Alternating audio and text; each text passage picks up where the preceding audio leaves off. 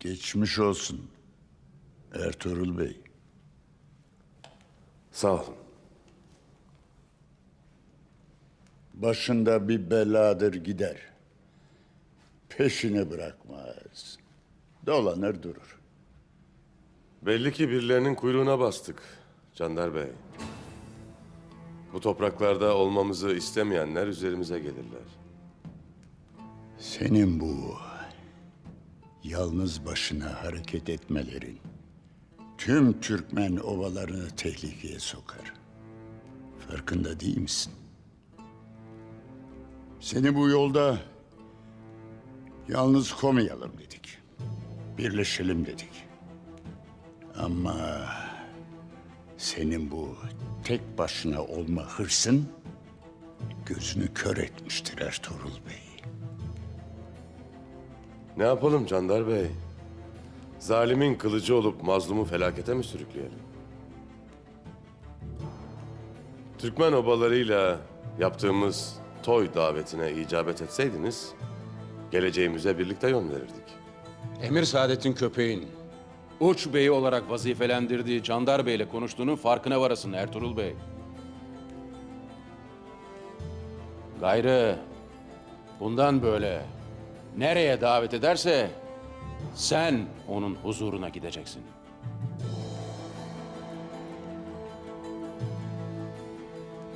Belaları bu topraklara sen getiriyorsun Ertuğrul Bey. Yakında savaş çıkaracaksın. Savaş çoktan başladı Ural Bey. Ben bu savaşı başlatanları bulup bitirmek niyetindeyim. Lakin bu savaşın bitmesini istemeyenler nefesimi enselerinde hissedecekler.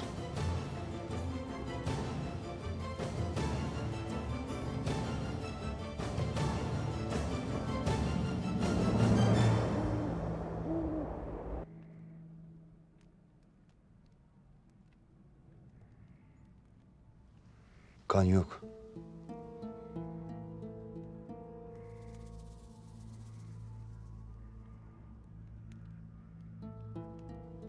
Zehirlenme alametleri de yok. Gencecik kadın durduk yere mi öldü beyim?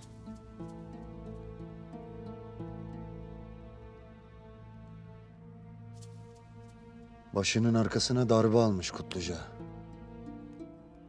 Lakin bu darbeyle ölmesi mümkün değil.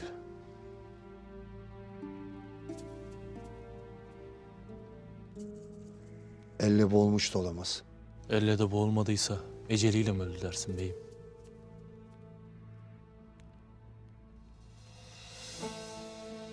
Yüzü şişmiş.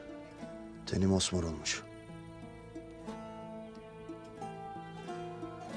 Eti kas katı kesilmiş.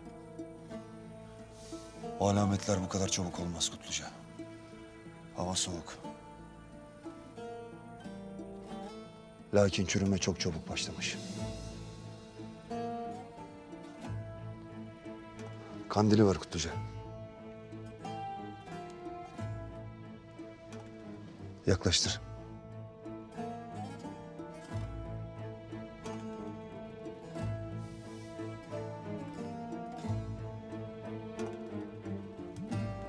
Bu nedir beyim? Ölmeden evvel. Nefes almaya çabalarken yutmak zorunda kaldığı keçi kılları.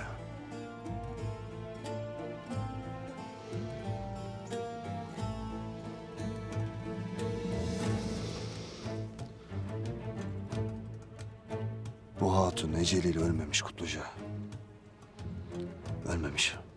O vakit Aliyar! Ne yaptığını sanırsın sen? Ölü bir kadının çadırında ne işin vardır? Herkes bunun günah olduğunu söyler. Allah rahmet eylesin yenge. Uykusunda, huzur içinde ölmüş Aybüke Hatun.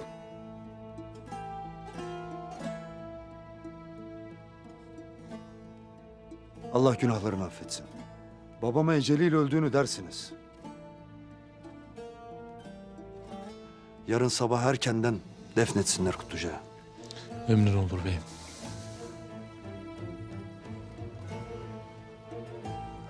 Müsaadenle yenge.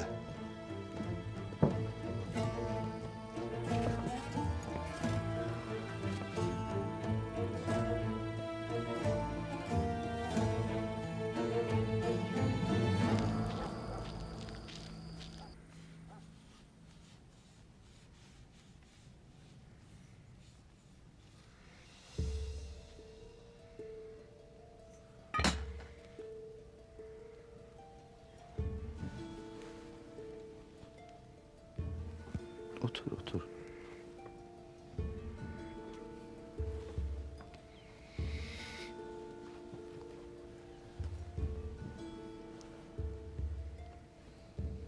Senden af dilemeye geldim aslan. Emir Hazretleri, ben Yüreğinden kopup gelen sözleri tekrar tekrar düşündüm. Hatırıma çocukken obamdan nasıl koparıldığım geldi. Anamdan, babamdan, kardeşlerimden, sevdiklerimden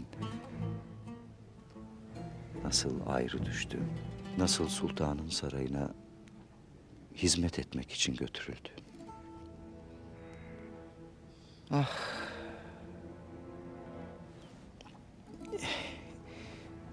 Seni gördüğümde içime bir kor düştü. Belki onun büyüsüne kapıldım. Belki o yüzden böyle bir teklifi yapmaya cüret ettim. Lakin o masum, tertemiz sözlerini duyunca çocukken yaşadığım kedere seni de sürükleyebileceğimi idrak ettim. Seni tahayyülü imkansız böyle bir hale düşürdüğüm için. Beni affet.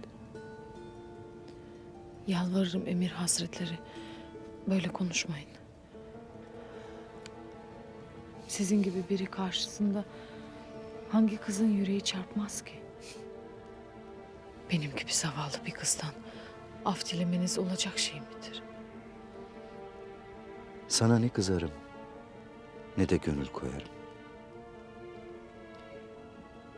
Bizim meşreptekiler aşka aşıktır. Ne mutlu bize ki içimizdeki o zahiri aşkı bize bir ayna gibi aksettiren gül cemalini görmüşlüğümüz oldu. Sırf bu yüzden sana bir ömür minnettarım.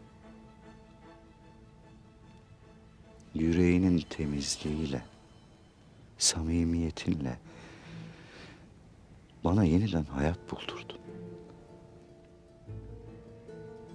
Hem de acım bu kadar tazeyken. Böyle şeylere bir ömürde bir defa rastlanır. Daha fazlasına da hakkım yok. Bilirim. O tertemiz yüreğinden çıkacak karar her ne olursa olsun kabulümdür, makbulümdür. Bunu böyle bilesin istedim.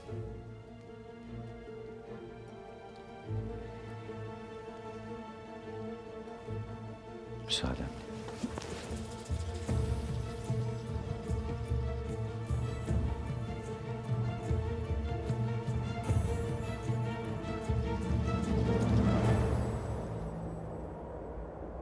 Kendi evimizde kendi misafirimizi koruyamadık. Bunca kazandığımız zaferi yerle yeksan ettik. Gayrı bu hadiseyi ömrümüz boyunca unutmayacağız. Anlaşıldı mı?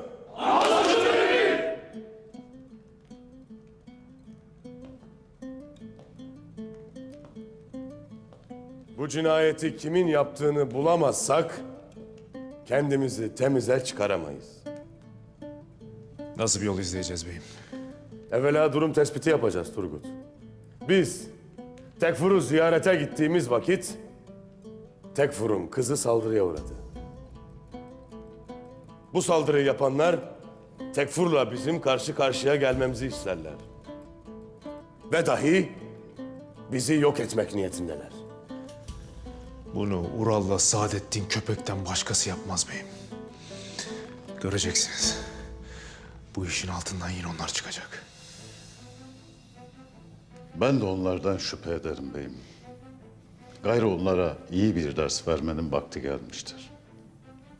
Elimizde bir delil olması gerekir Artuk Bey. Aksi takdirde bir zan üzerine iki obanın savaşması bizi zor durumda bırakır. Üstelik sultanın bize olan muhabbetine de ihanet etmiş oluruz. Beyim, sana söz veriyorum. O soysuzların katil olduğunu ispatlayacağım. Suikastçıyı bulursak bütün düğümleri çözeriz beyim.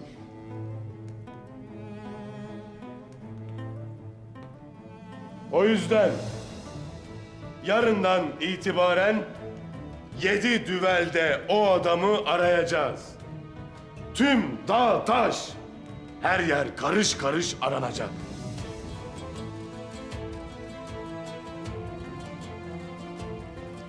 Bana o adamı sağ salim getireceksin Turgut. Merak etme Esin Bey'im. Sana o deyyusu sağ salim getireceğim.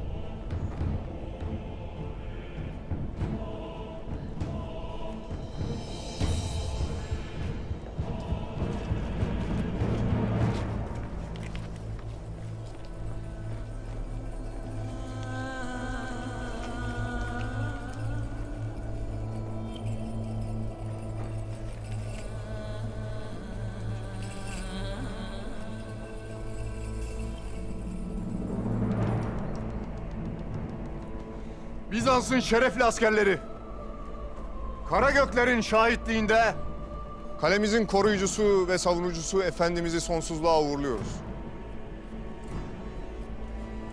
Yüce İsa, doğudan gelip ona sonsuz hayatı verene dek nekropolünde huzurla uyuyacak. Anıları yüreğimizde yaşayacak.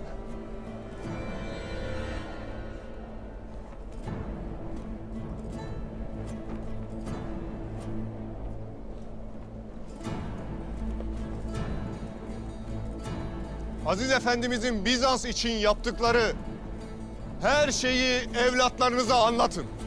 Bilsinler. Bilsinler ki o kalemizi savunurken can verdi.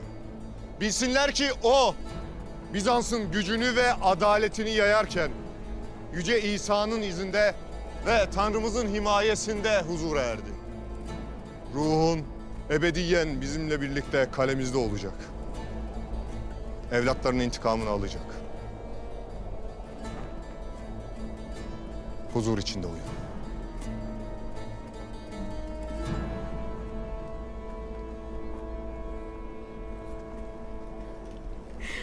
Babam kalbimde yaşayacaksın. Yaptıkların için sana minnettarım baba. Tanrı seni sonsuz hayatla şereflendirsin aziz babam. Sana söz veriyorum. Sana bunu yapanları bulacağım.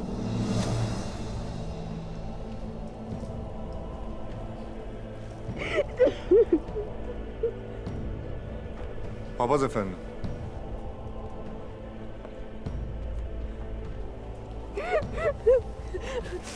Askerler.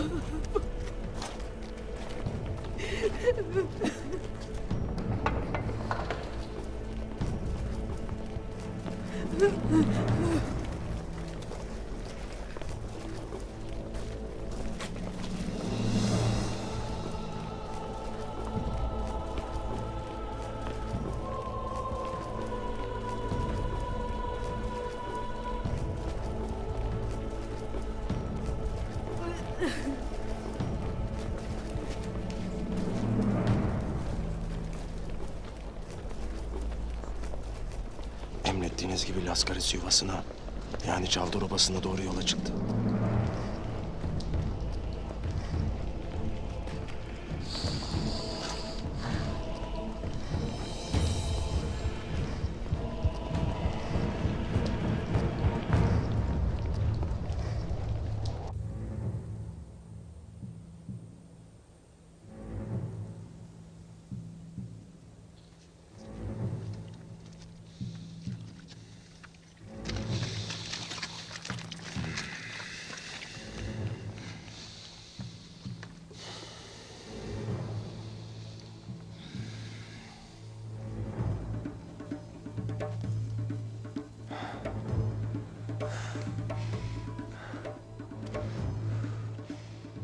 Bize pusu attıkları yer uzak değil Turgut Alp. O çakalın ini burada bir yerlerde olmalı. Onu kardeşler elime getirdiğimde anda böyle ikiye böleceğim.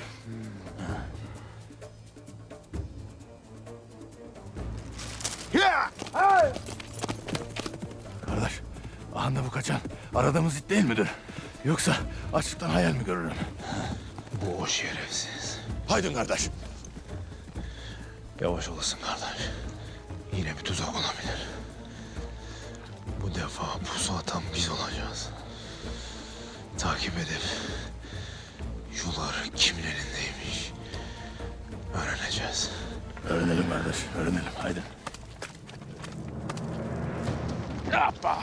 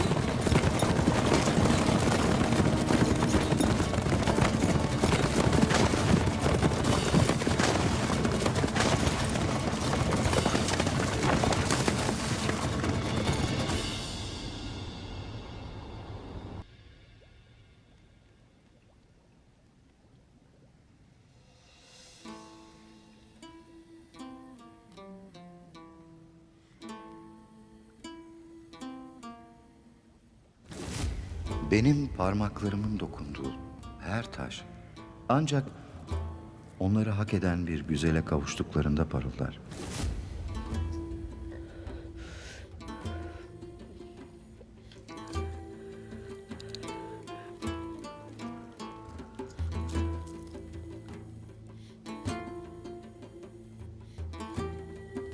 Ertuğrul Bey teklifimizi reddetmiştir. Bu evlilik mevzu kapanmıştır. Erimden de, benden de uzak dur derim. Başka bir şey istemem.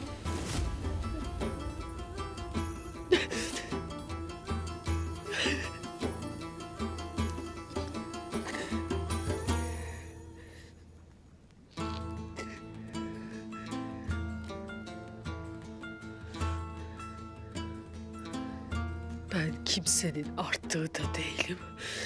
Yamağı da.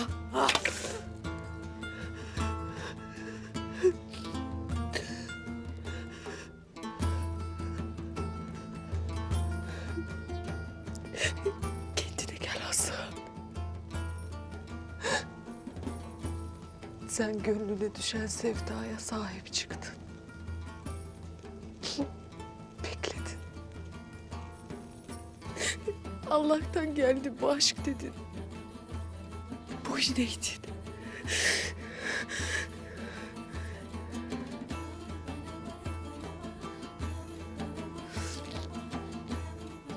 Lakin gayrı karşılığı yoktur.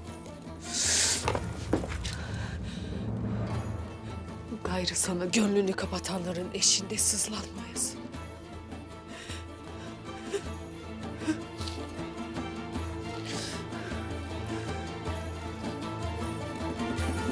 Siyasi meselelerde devlet erkanının tecrübesinden faydalanmak kimsenin zararına değildir.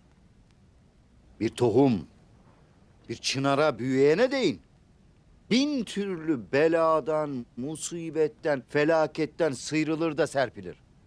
Kimin kaç karış aklı olduğunu da, oncacık akıllarıyla nelerin peşinde koştuklarını da bilecek kadar tecrübe sahibiyim evelallah. Emir Hazretleri, bilgeliğinize her daim itimat ederiz. Lakin Ertuğrul'un devletimizi böyle zora sokmasının da bir bedeli olmalı. Olacak. Ural Bey illaki olacak. Bundan hiç şüphen olmasın. Ertuğrul haddi olmayan işlerin peşinde koşarak bizi içinden çıkılması imkansız bir vaziyete düşürmüştür. Hem de defaatle uyarmamıza rağmen. Tekfur'u Ertuğrul Bey öldürmüş gibi konuşursunuz Emir Hazretleri. Allah esirgesin. Otağımızda başınıza bir hal gelse, bunun sorumlusu biz mi olacağız? Sen ne dersin bre? Bu ne münasebetsiz bir laftır Aliyar. Aliyar Bey, ziyaret ettiğim obada ecelim vuku bulursa, evvela tedbir almayanların kellesi gider. Ertuğrul, koskoca bir Bizans tekfurunu 3-5 Alpinin koruduğu zayıf bir handa ağırlamak hadsizliğini göstermiştir. Canı da, hanı da bu sorumsuzluğunun diyeti olacaktır.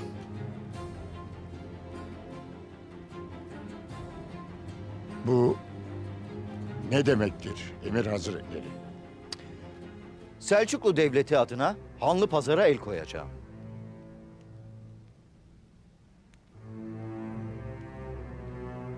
Sultanımız bu haberi aldığında Tekfur'u kendi elleriyle ölümün kucağına atan Ertuğrul hakkında vereceği bir karar olacaktır.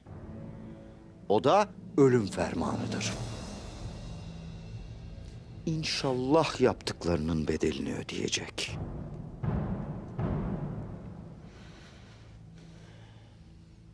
Ural Bey, beni burada tutacak bir sebep kalmamıştır. Şimdi evvela hanı Ertuğrul'un elinden alacağım. Sonra da başımıza açtığı belayla uğraşacağım inşallah. Emir Hazretleri, birkaç gün daha misafirimiz olaydınız.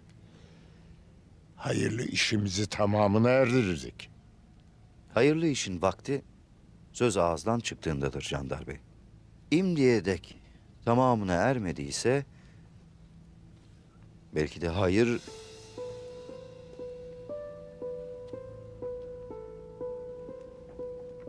Müsaadeniz var mıdır Emir Hazretleri? Buyur Aslan Hatun, buyur.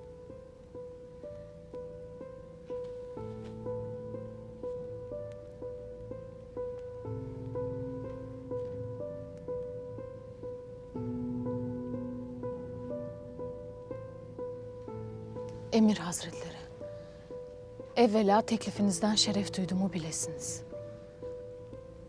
Mühlet isteyişimi mazur görün. Babam beni yiğit bir er gibi yetiştirdi. Bundan sebep attığım her adımda hakkaniyeti elden bırakmadım.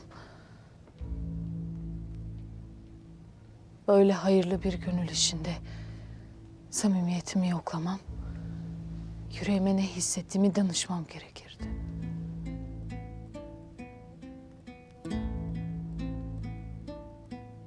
Hasılı,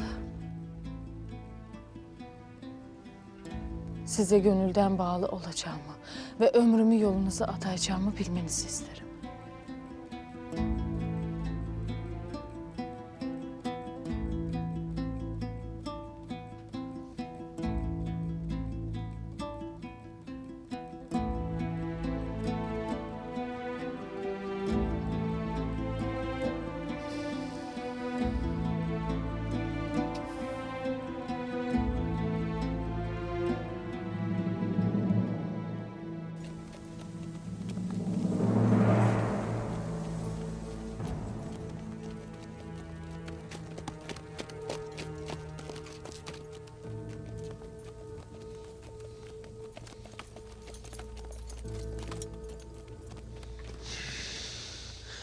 Ural, soysuz it. Senden başka kim olacaktı? Kardeş. Kardeş sen beni bırakasın. Bırakasın da bu itin de sahibi Ural soysuzun da kellesini alıp geleyim. Evvela bu haberi beyimize yetiştirmemiz gerek. Beyimiz ederse bir ucundan sen, bir ucundan ben kesmeye başlarız evelallah. Başlayalım kardeş. Hadi gidiyoruz.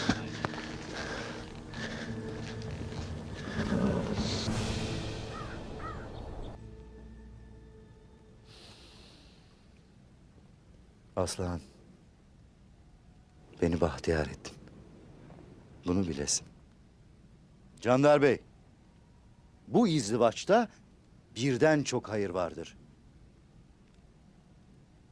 Gayrı Türkmen obalarının devletimize olan sadakati, devletimizin de bize olan nazarı güçlenmiştir.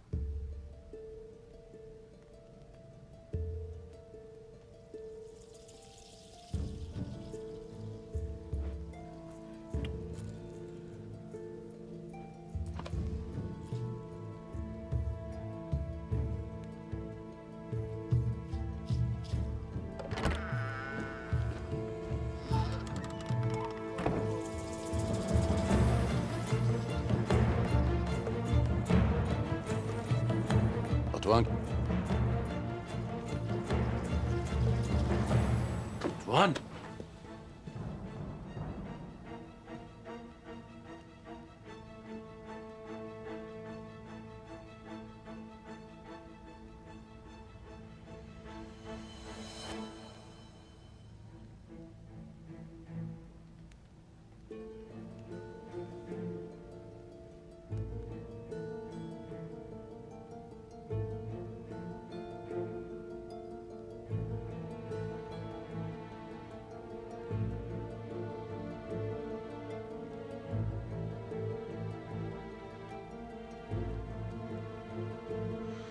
Konstantiniyye'den bir tüccar gelmiştir.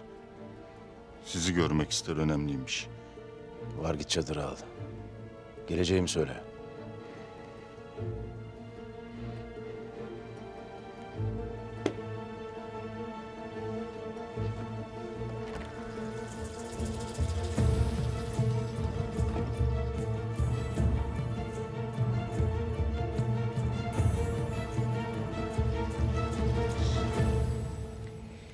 Aslan Hatun da rıza gösterdiğine göre bu işi tez elden nihayete erdirelim derim. Hanlıpazar'ın idaresini ele geçirdikten sonra sözümüzü kesmek isterim. Elbette Emir Hazretleri. Siz nasıl buyurursanız öyle olacaktır. Hala o vakit ardı ardına gelen hayırlı haberlerin hürmetine koçlar kurban edilsin. Emir Saadettin Köpeğin sözüdür. Obanıza da devletimize de yaraşır bir merasim olacak.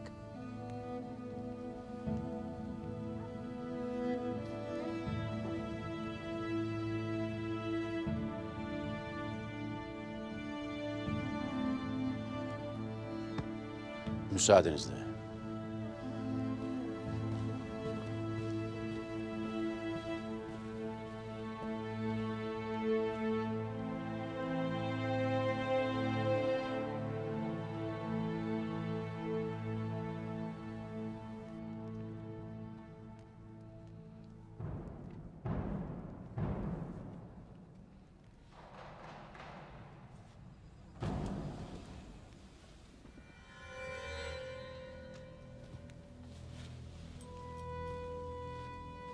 Obamıza hoş geldiniz. Hoş bulduk Ural Bey. Evvela kendimi tanıtayım. Ben imparatorun bizzat görevlendirdiği Konstantiniyye'nin doğusundaki ticaret yollarından sorumlu tüccar Laskaris'im. Size imparatorun selamını ve değerli hediyelerini getirdim.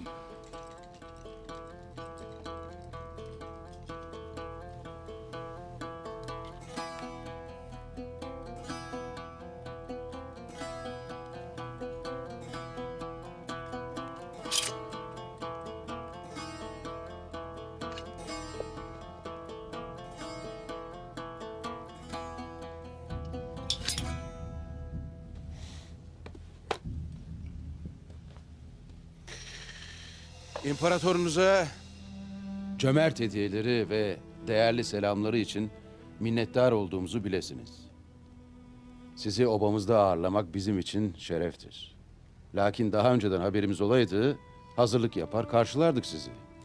Malum, güvenlik sebeplerinden dolayı geleceğimi saklamak zorundaydım. Çok haklısınız. Civarda eşkıyalar ve çakallar kol gezmekte. İmparatorunuzun teklifi nedir? İmparator ticaret yollarını daima geniş tutmak ister. Bu civarında en büyük obası Çavdarlardır. Bundan sebep sizinle işbirliği yapıp ticaretimizi büyütmek isteriz. Muhakkak öyledir. İmparatorun emriyle gelen bir tüccarın başımın üstünde yeri vardır. Bilmenizi isterim ki çok doğru bir adım attınız. Evvela iyice bir dinlenin. Akabinde sizi babamla tanıştırmak isterim. Elbette Ural Bey. Candar Bey'le tanışmayı ben de çok isterim. Fakat Ural Bey, bir mesele daha vardır. Nedir? İmparator cebren ele geçirdiği pazarda İslami bir düzen kurmaya çalışan Ertuğrul Bey'in faaliyetlerinden hiç memnun değildir. Faizin kaldırılması, köle ticaretini bitirmesi kabul edilemez. Bunlar Ertuğrul Bey'in ticarette mahir olmadığını gösterir. Eğer siz de... Siz hiç merak etmeyin Tüccar Laskaris. Ertuğrul Bey pazarını da, Sultan Alaaddin'in desteğini de, ahalinin güvenini de kaybetmiştir. Hiçbir siyasi ve ticari hükmü kalmamıştır. Bana gelince, ben imdiye kadar düzenimi nasıl devam ettirdiysem, bundan sonra da öyle devam edecektir. Her şeyin bir kuralı vardır, öyle değil mi? Ticaretin kuralları da bunca senedir bu şekilde işlediğine göre bundan sonra da böyle gidecektir. Güvenlik meselesine gelince, buralar benden sorulur. Civardaki eşkıyalar da, çakallar da Ural Bey'e karışılmayacağını bilir. Siz hiç merak etmeyin Tüccar Laskaris. Güzel işler yapacağız sizinle. Batuhan! Tüccar Laskaris'i en iyi şekilde ağırlayın.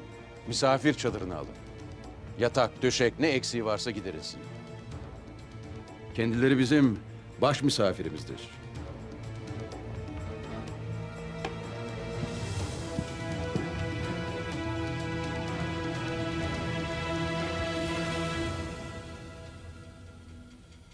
Destur var mıdır beyim? Gel hele Kutluca.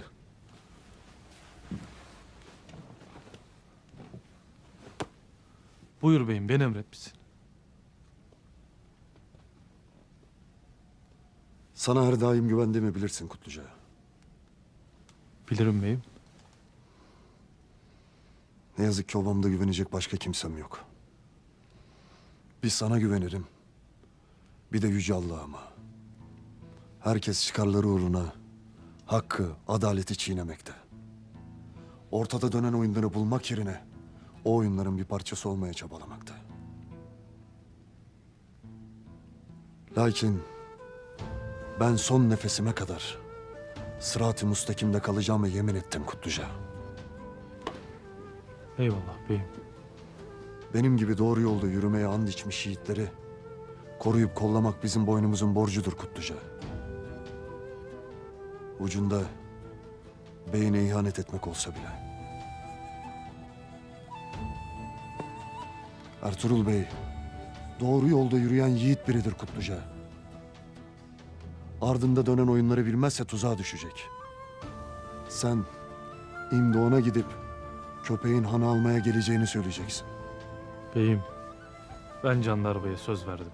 Sen sözünü ervah-ı alemde Allah'a verdin Kutluca. Hepimiz gibi galü bela dedin. İmdi sözünü tut. Hak yolunda koşan Ertuğrul'a yardım et.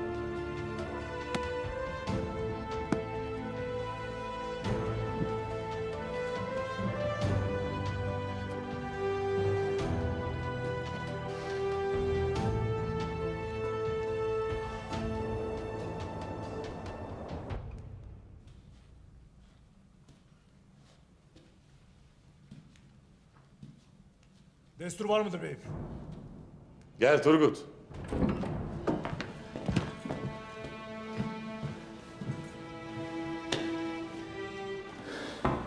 Keferenin izini bulduk beyim. Nerededir şimdi? Çavdar Obası'ndadır. Sen ne dersin Turgut? Takip ettik. Çavdar Obası'na girdi.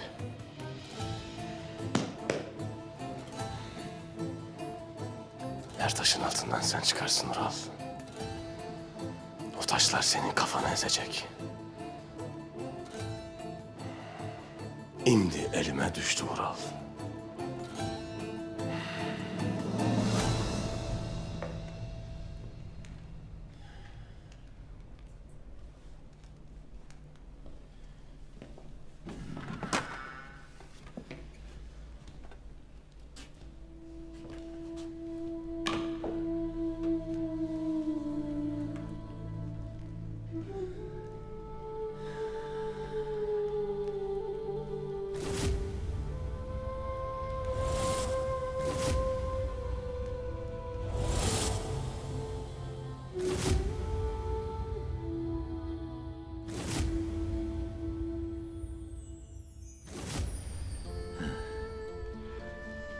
Ah Helena.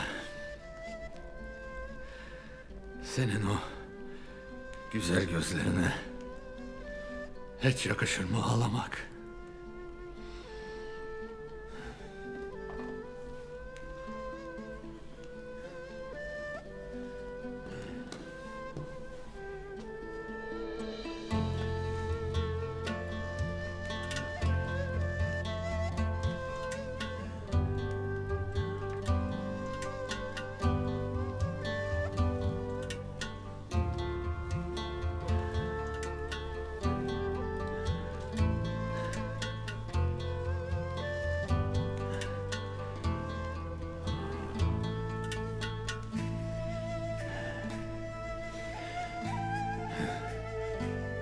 Ne edersin? İyice kaptırdın kendini. O koca Tekfur kızıdır.